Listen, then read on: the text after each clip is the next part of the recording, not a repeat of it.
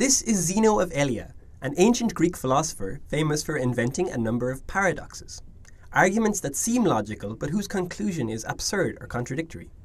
For more than 2,000 years, Zeno's mind-bending riddles have inspired mathematicians and philosophers to better understand the nature of infinity.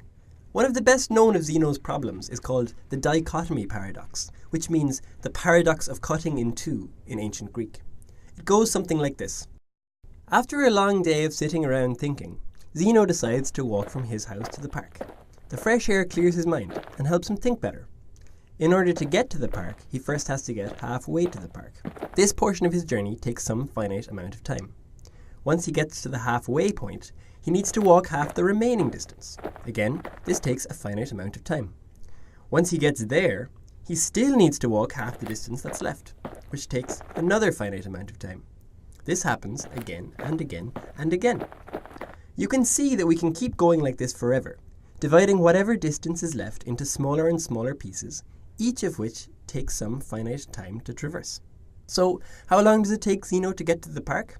Well, to find out, we need to add the times of each of the pieces of the journey. The problem is, there are infinitely many of these finite-sized pieces. So, shouldn't the total time be infinity? This argument, by the way, is completely general. It says that travelling from any location to any other location should take an infinite amount of time. In other words, it says that all motion is impossible.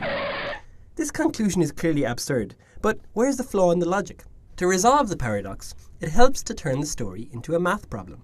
Let's suppose that Zeno's house is 1 mile from the park, and that Zeno walks at 1 mile per hour.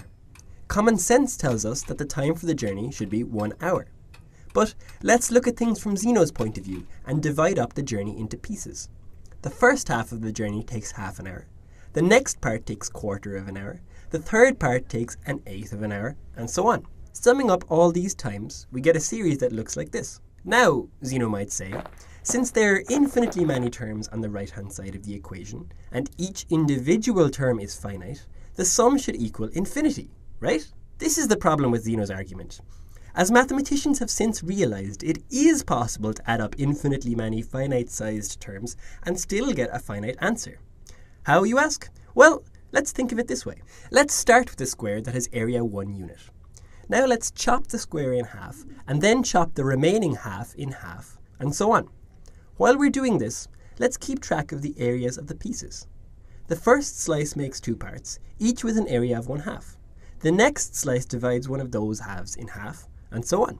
But no matter how many times we slice up the boxes, the total area is still the sum of the areas of all the pieces. Now you can see why we chose this particular way of cutting up the square. We've obtained the same infinite series as we had for the time of Zeno's journey. As we construct more and more blue pieces, to use the math jargon, as we take the limit as n tends to infinity, the entire square becomes covered with blue. But the area of the square is just 1 unit, and so the infinite sum must equal 1. Going back to Zeno's journey, we can now see how the paradox is resolved. Not only does the infinite series sum to a finite answer, but that finite answer is the same one that common sense tells us is true. Zeno's journey takes 1 hour.